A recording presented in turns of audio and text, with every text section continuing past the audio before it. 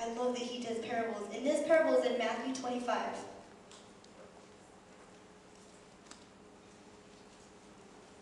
It's a parable of the 10 bridesmaids. We are the bride of Christ waiting on the bridegroom, and this is the parable of the 10 bridesmaids. Some versions say the 10 virgins. A virgin is what? Don't be goofy. What's a virgin? Pure. Someone who's been pure. Someone who's waiting for something, right? So to speak. So keep that in mind, that the 10 virgins, the 5 of them were wise, 5 of them were foolish. Just because 5 of them were foolish doesn't take away from the fact that they're still the virgins.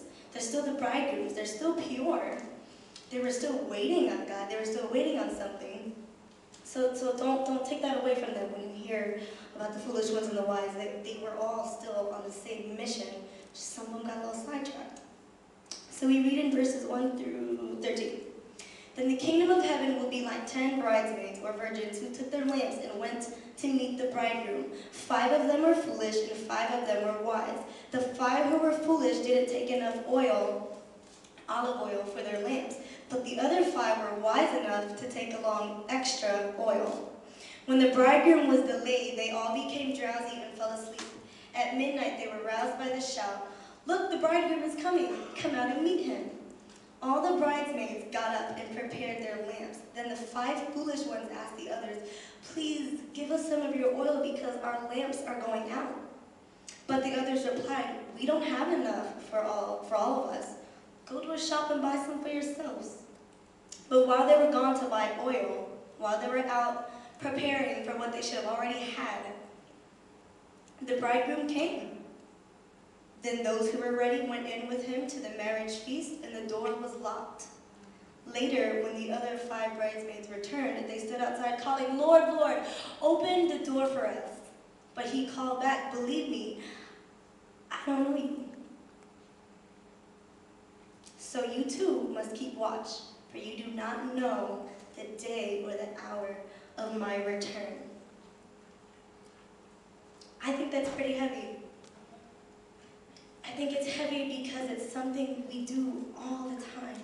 We get amped up and we get excited and we get prepared for the bridegroom, for the wedding, and we're ready and we're prepared. And we get on this journey and we're going and we're reading our word and we're spending our time with God and we're worshiping and we're going to church and we're hanging out with our Christian friends and we're doing all these things, right? These things that we're supposed to do according to the pastor, according to the Bible, according to God's laws.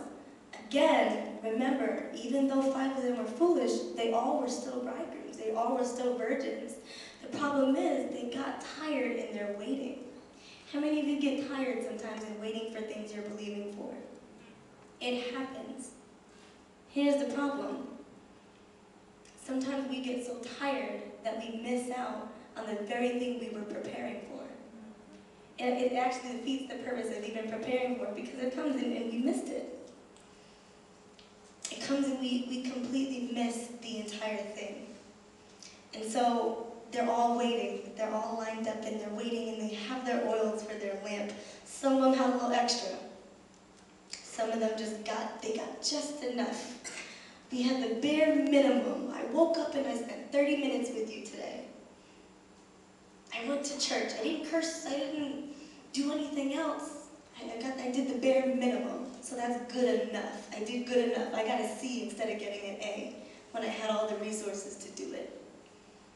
And so we do the bare minimum. And so we have the 5 who are wise. And they're waiting, they're waiting, they're waiting, they're waiting.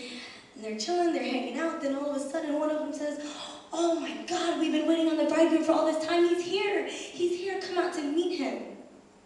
I don't know about you, but when the bridegroom comes, I want to be ready. I want to be ready so I can enjoy and take part in the excitement and be so excited that he's here to come meet with him instead of having to scurry along and get what I needed, what I should have already had, instead of celebrating him.